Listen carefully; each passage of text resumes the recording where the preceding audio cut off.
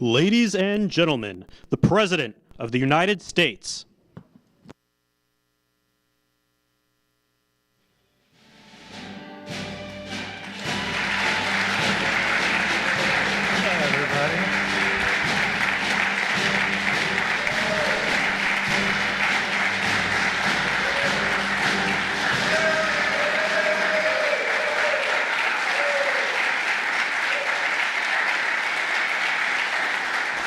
Well, thank you very much. Please sit down. Please, thank you. We have a lot of great political leaders and the biggest political leaders around, I guess you could say, but by far much bigger are the business leaders. It's not even close. I say that to my friends, the politicians. You have the greatest business leaders in the world here, so it's an honor. And this week we're celebrating the most successful first 100 days of any administration in American history. We're thrilled to welcome to the White House dozens of the world top leaders of all kinds, but in particular business leaders. And since the election, the companies represented in this room have collectively announced more than $2 trillion in new investments, and we have a total of close to $8 trillion all told. And there's never been anything like that in this country. We've never had anything close. I would say if you looked at the last administration, probably for 4 years they did maybe less than one. And we've done almost 8. I would say we'll be above 8 in a period of 2 months. So something happened. I think two things happened. November 5th happened, and November 5th gave you tariffs, intelligently used tariffs and various other forms of incentive. But it's really amazing. There's never been, I don't think there's ever been anything like this anywhere in the world. Together, we're going to bring back the most beautiful words. I always say made in the USA, the most beautiful words. We're going to have made in the USA like we haven't had before in a long time. In addition to the business leaders whose companies I will mention in just a moment, we have some great people, great senators. Marcia, where are you? Where are you, Martha? Marcia, thank you very much. Marcia Blackburn, Bill Cassidy. Bill, thank you, Bill. Ashley Moody. Ashley, thank you. And John Husted. John, thank you very much. And Representatives Byron Donalds, Buddy Carter, Rob Whitman, Mark Alford, Mike Rogers, Richard Hudson, and Abe Hamadeh. Thank you all very much.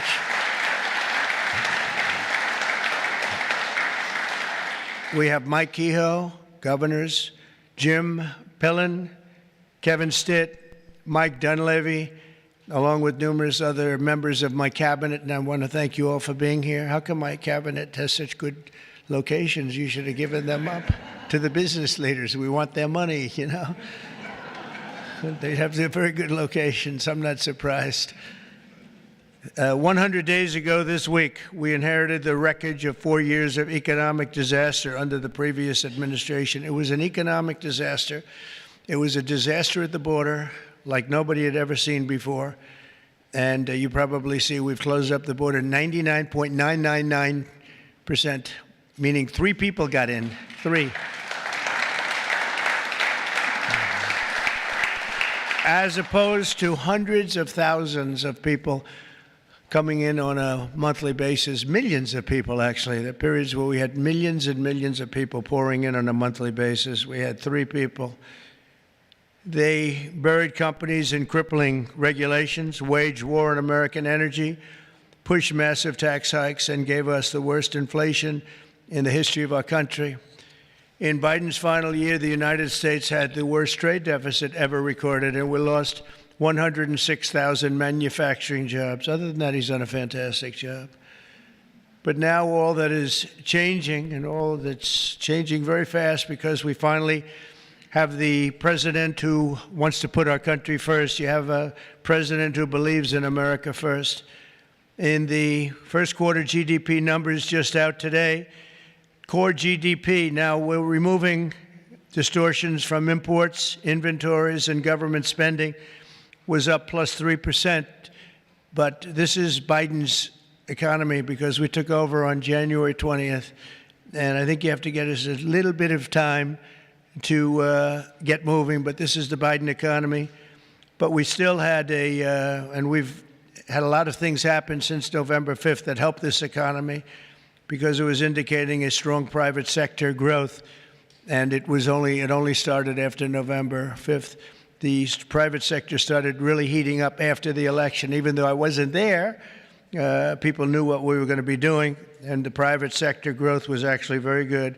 Very importantly, gross domestic investment was up an incredible 22%, which they had never seen before. Every new investment, every new factory, and every new job created is a sign of strength in the American economy and a declaration of confidence in America's future. We really do. We've never seen anything like this. Even Samsung, whose name isn't mentioned here, but I heard that they announced this morning that they're going to be building a very big plant because they want to be able to beat the tariffs. It's the only way to beat them. The entire Trump economic agenda is about making it easier to do business in America, to create jobs in America, to hire American workers, and to build your factories here in America, not in China or any other country.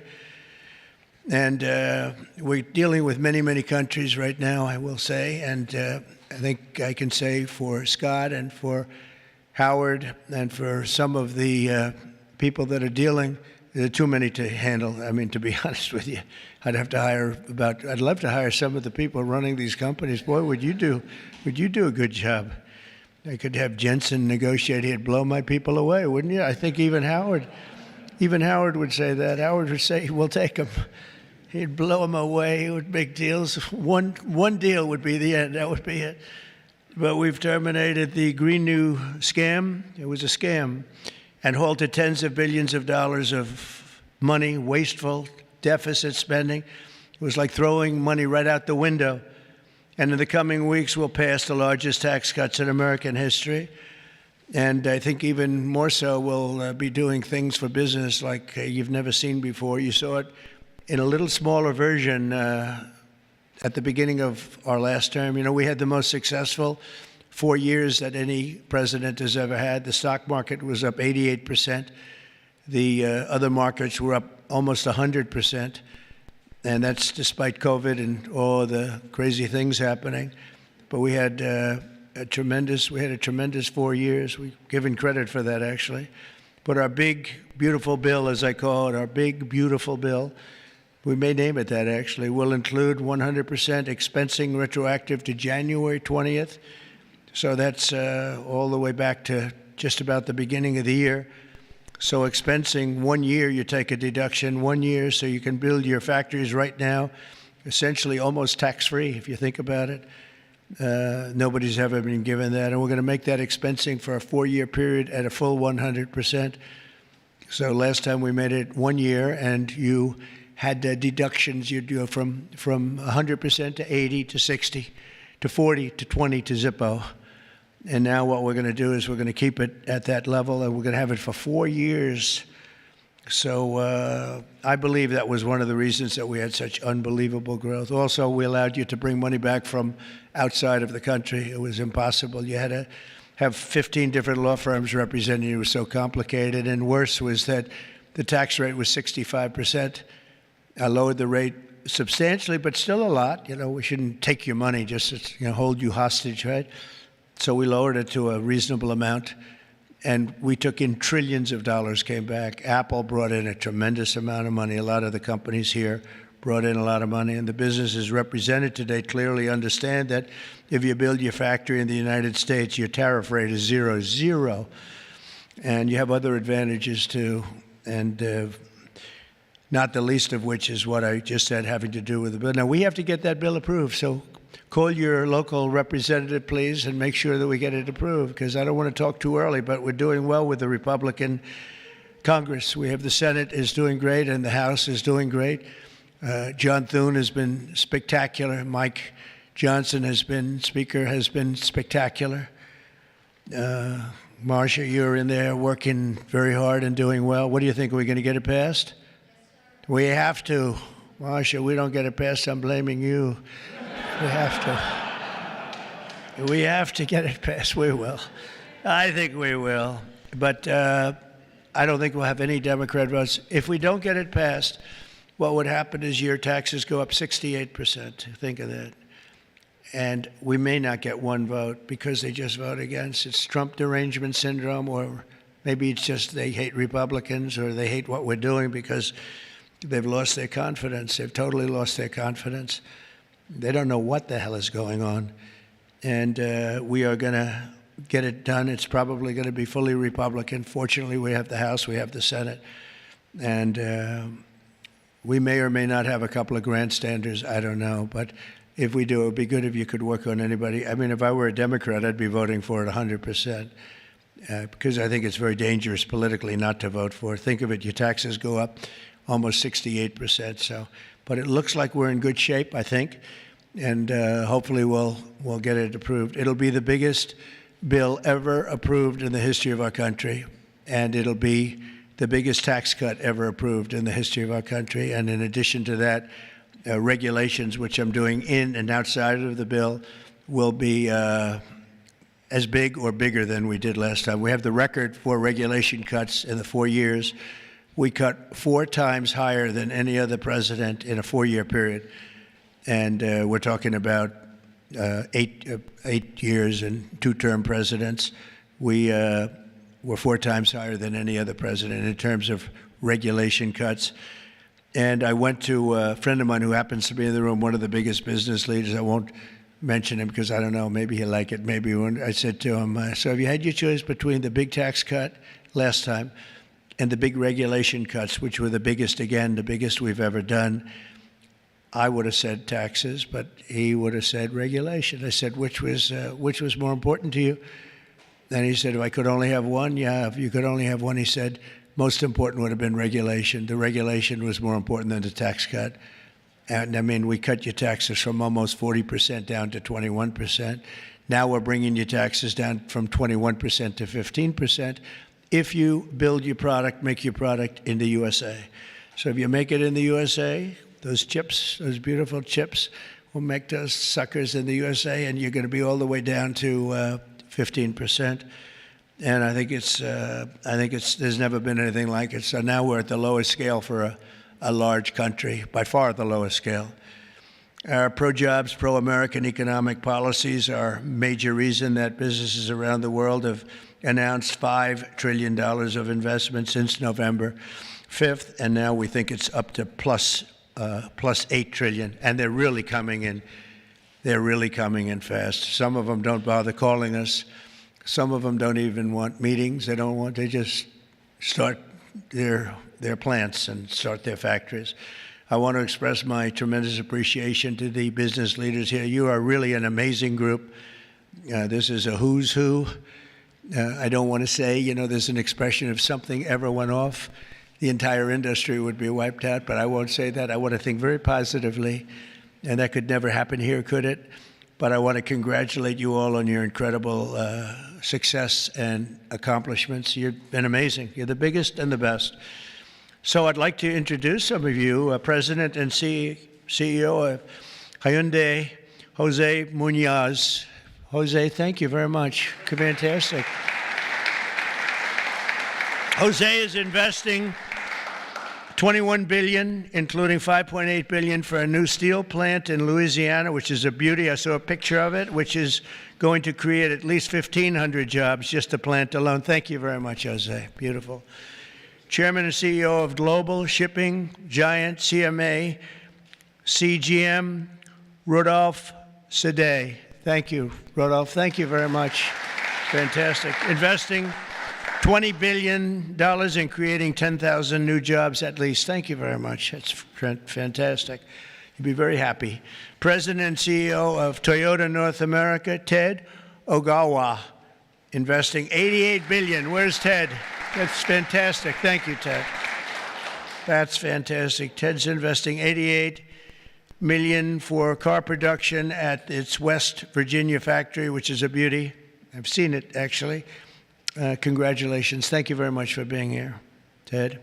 Co-founder and CEO of Anduril, Brian Schimpf. Oh, Brian. Thank you, Brian. He's investing $1 billion for a new manufacturing facility in Ohio and display.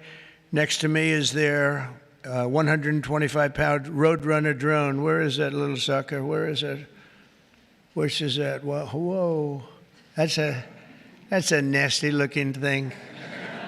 That's a nasty. I look up there when I'm having dinner outside. I used to look up and see the moon. Isn't it beautiful? Now you see the moon, but you see drones all over the place. And I say, let's get the hell out of here.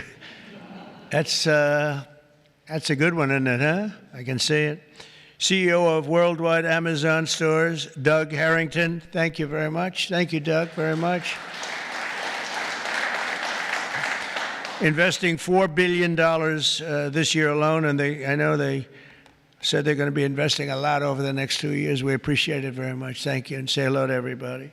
CEO of Venture Global, Mike Sable. Mike, thank you very much, Mike. Investing $18 billion in liquefied natural gas expansion in Louisiana. That's going to work out good. Thank you very much. President and CEO of Siemens USA, big company, Barbara Humpton. Thank you, Barbara. Thank you very much. Investing $285 million. Executive Global Chairman of Pratt Industries, friend of mine, Anthony Pratt. He's investing $5 billion. Thank you. Thank you, Anthony. I read a report today he's the richest man in Australia, but who the hell knows? Do you think you're the richest man in Australia? Close. I don't like to put you on the spot like that, Anthony, but that's pretty good. Thank you very much. That's great. $5 billion. Founder and CEO, Chobani Hamde Oliaka. Where are you? Thank you very much. Investing $1.2 billion. Thank you very much. CEO of Bell Brands USA, Yvonne Girard. Yvonne, thank you very much. Thank you very much. $350 million. President of Schneider Electric North America, Amar Paul. Amar, thank you very much. Investing $700 million for energy infrastructure in its largest investment in its 135-year history. Chairman and CEO of Johnson & Johnson. Oh, I know, I've heard of that company, huh? My hair looks so beautiful because of your product. Joaquin Duato, $55 billion manufacturing plant and research and development and technology. Thank you very much, $55 billion. That's a lot. But you got to catch up with Apple and some of the others. We got to get you to make a little, one of the few companies that could do that, right? Chair and CEO of Eli Lilly, a great guy. Every time I talk to him about drug prices, he sweet talks me.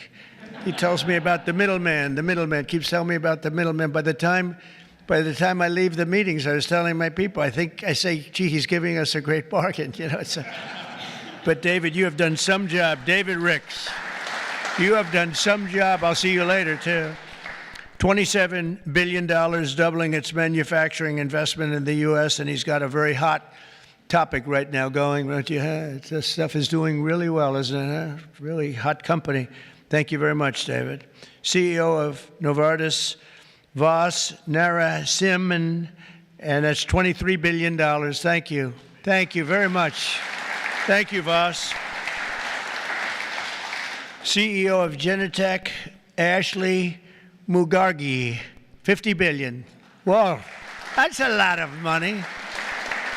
Good, thank you, Ashley. That's a big one.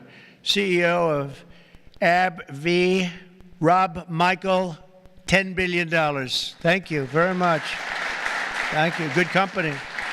President and CEO of Thermo Fisher, Mark Casper, $2 billion. Thank you, Mark, very much.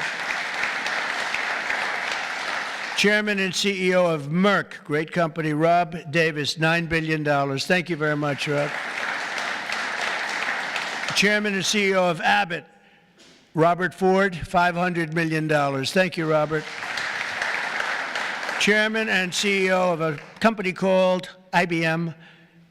Arvind, where are you? Where are you? Thank you very much. That's fantastic. $150 billion. That's all? That's great.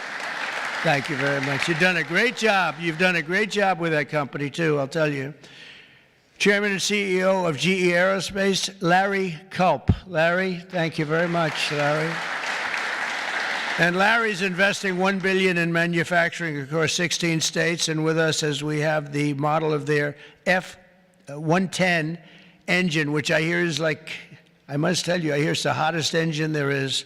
You got a gold mine over there, Larry, which powers our nation's finest fighter jets and other jets.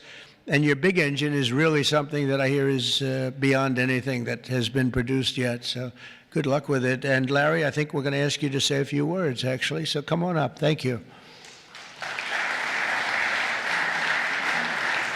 Thank you. Thank you, Mr. President. It's an honor to be here representing all of my colleagues at GE Aerospace. We are today 125 years old, but we are inventing the future of flight. Today, we power 3/4 of the world's commercial airlines and nearly 2/3 of the U.S. military combat jets and helicopters. So what you see here with the F-110 powers 70% of the newest Air Force F-15s and the F-16s. I know you were in Michigan just yesterday. Yeah. This is the engine that will be under wing on the F-15EX Eagle II that the Michigan Air National Guard will soon be flying.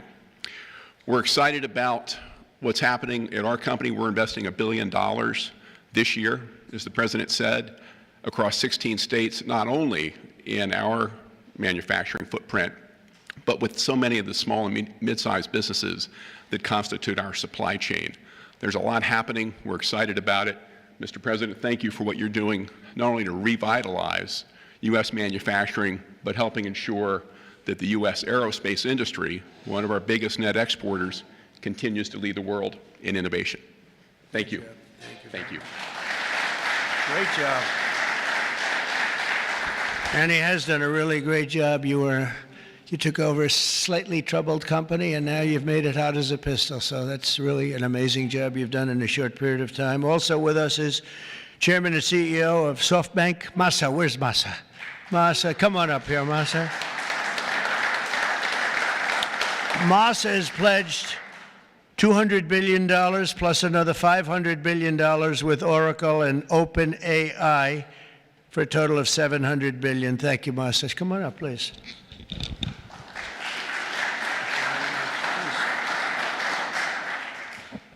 Well, first time of Trump administration, we made an announcement, commitment, $50 billion. We delivered $70 billion over 4 years last time.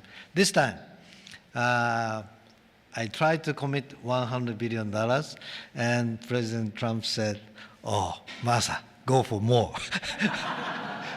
so we did the $200 billion commitment, and then right after that, we SoftBank, OpenAI, Oracle, and MGX together, we announced $500 billion investment. This is the largest investment for infrastructure in the United States, investment. And I think this is more than the scale. The importance is this is the largest infrastructure for the AI, which is the future of mankind, I believe. It's going to change every industry, every way of how our mankind's lifestyle of the future. I am committed. U.S. is the center of innovation. U.S. must continue the leadership of AI. Thank you very much. Thank you. Thank you very much. Great honor. Thank you very much, Masa. Been a friend of mine for a long time. These guys are a mover. We got to say, you are really something. It's great. We appreciate it too. It's great spirit, great genius. Tim Cook from Apple is pledging, not only pledging, is committed to $500 billion. They're going to build plants all over the country, 7 or 8 different states. They've already started. And so I want to thank Tim. That's such a big investment for somebody that, had them pretty much in one location, as you know. Now they're coming into the United States, I believe, because of the spirit and the tariffs and the incentives.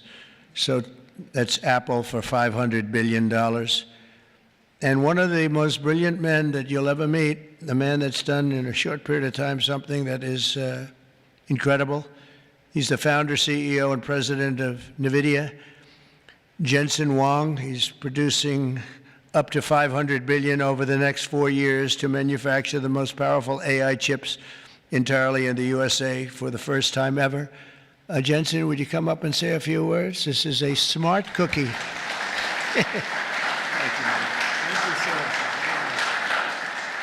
Thank you, Mr. President. It's a great honor to be here.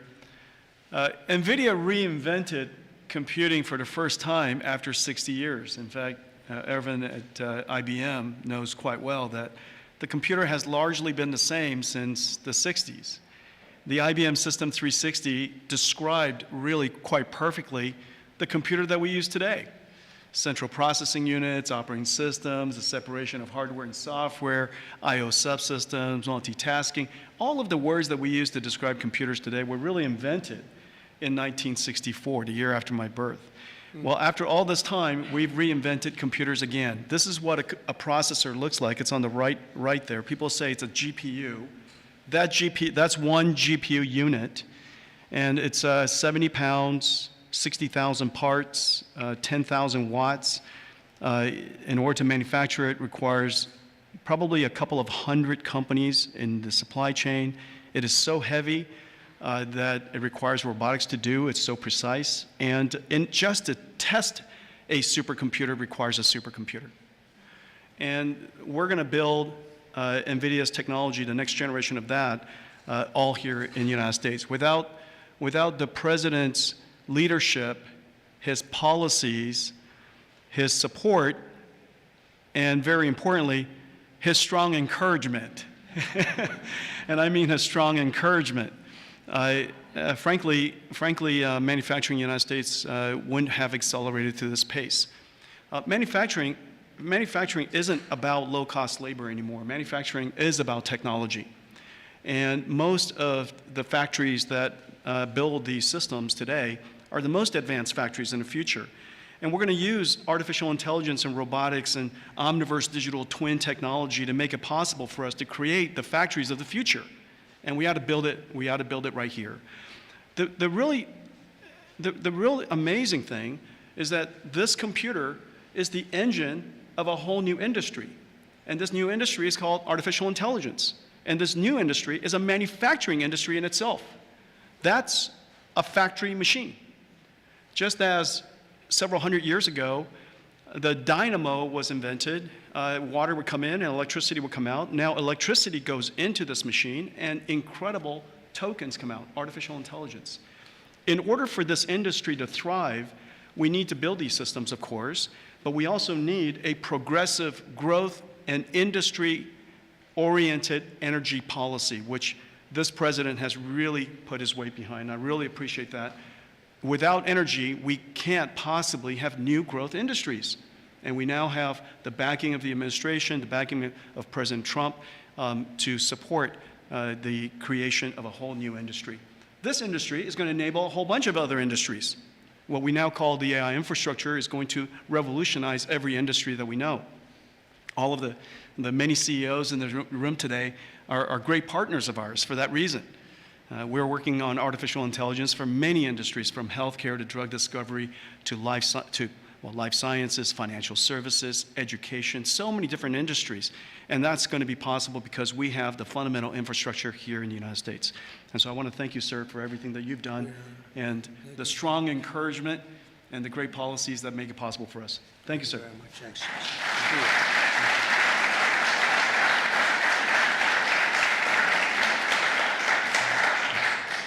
Another brilliant man. You know, we have brilliant people here, and we like brilliant people, actually, but we have a lot of brilliant people in this group, and it's an honor to be with you. Past 100 days have been fighting to reclaim our jobs and bring our country back to a level that it's never seen before, and again renew the American dream, which is what we're doing.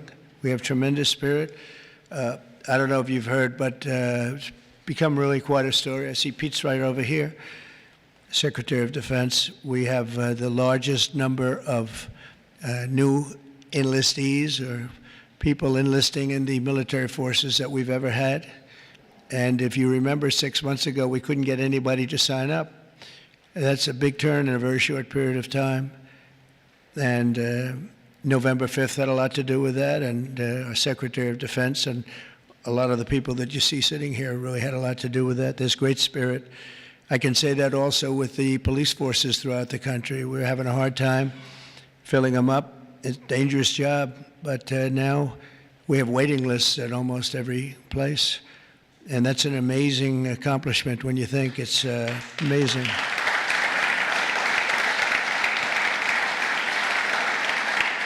And when I first came here, you remember just 3 months ago, I came in and they started screaming. The fake news was screaming. They were going crazy about eggs. I don't know about eggs. What's with eggs? Tell me. They said, their cost is up 50%, and you won't have them for Easter. I said, well, I'll have to get onto it, but this isn't my problem. This is Biden's problem. I've only been here for 4 days. They're screaming at me about eggs like it was my fault. I just got here. Didn't know anything about it. We got it taken care of, and eggs dropped 87% in the last short period of time, and everybody had eggs for Easter. In fact, we had a big Easter egg hunt on the lawns. We had 48,000 people actually came, and we had a lot of eggs. I don't know how many, but there were a lot. We didn't use plastic. They said, could you use plastic eggs? This is in early January, and I see our Secretary of Agriculture is here. Would you stand up? You did a great job. You got me out of a lot of trouble. Brooke Rollins. She got me out of a lot because they were trying to blame me for eggs, and I didn't know anything about it yet. Explain it to me. But we had plenty of eggs, Brooke, right, for Easter. There was no dearth. And we have another man in the audience who's maybe the most important man in the room because he's the head of the Environmental Protection Agency, meaning he's the one that approves all your plants.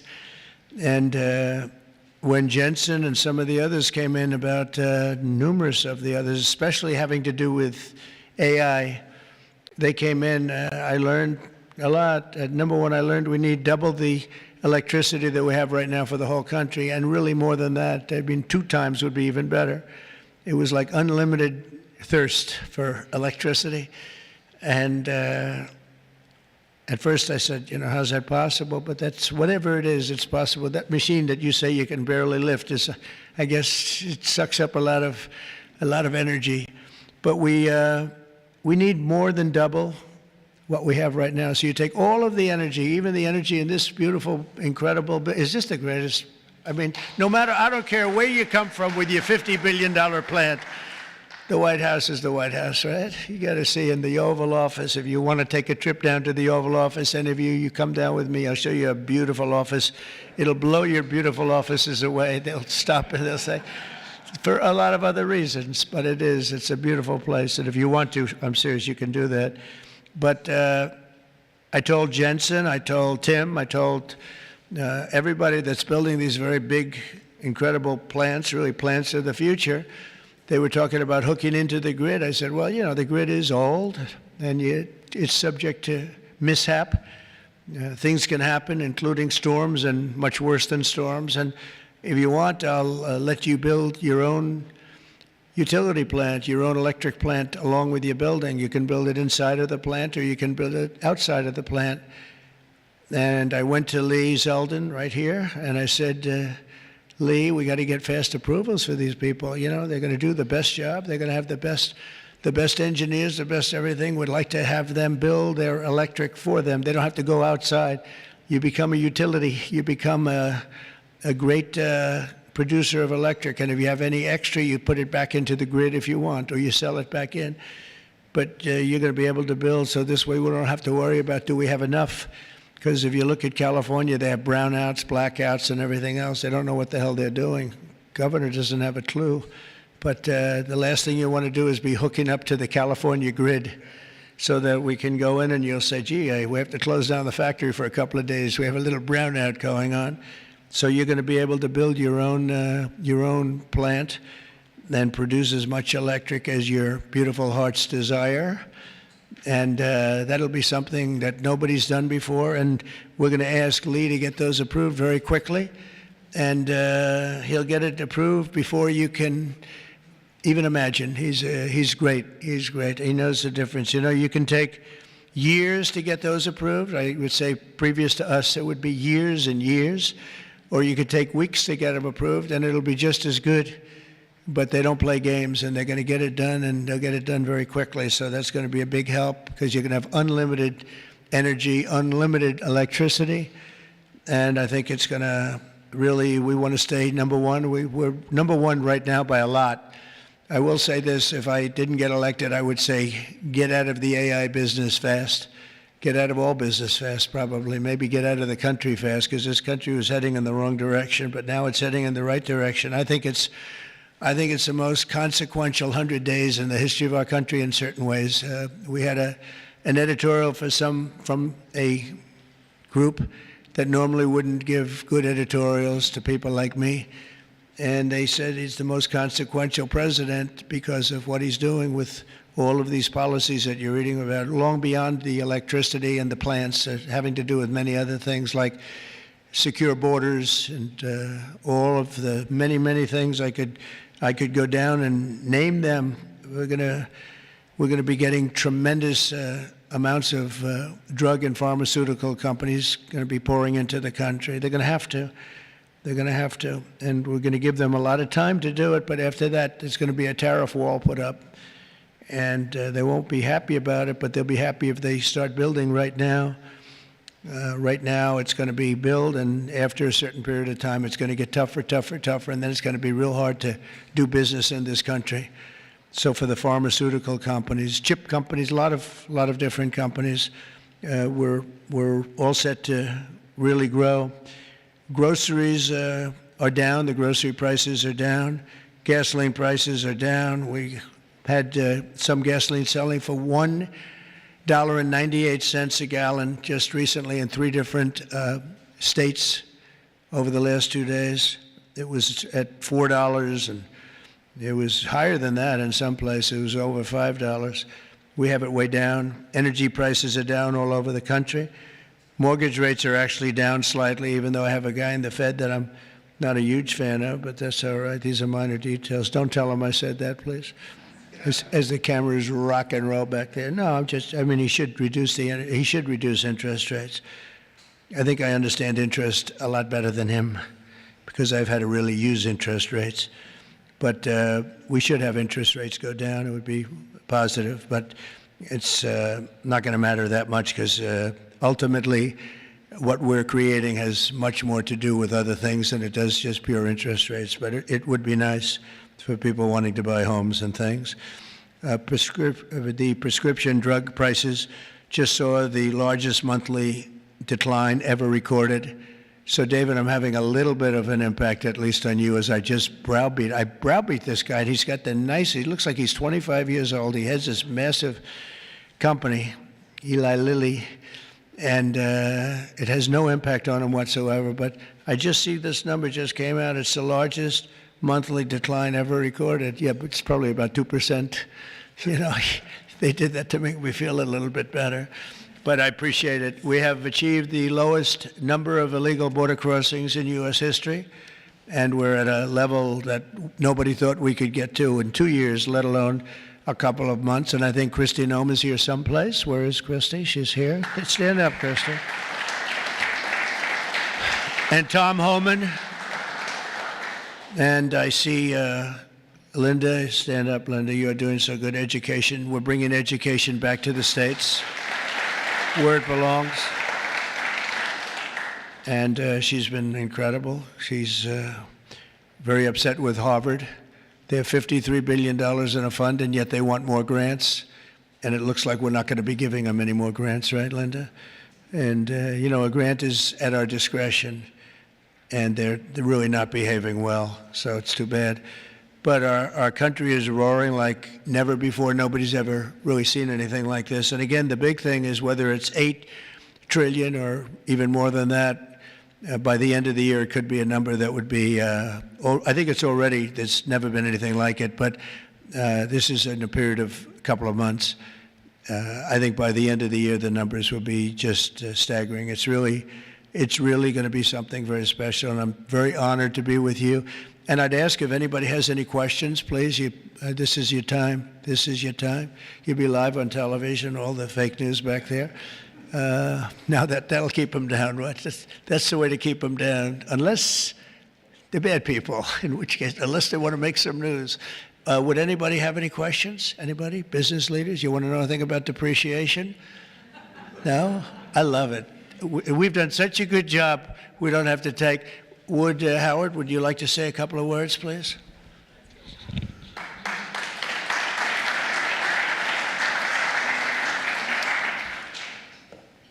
The president talks about $8 trillion coming into America.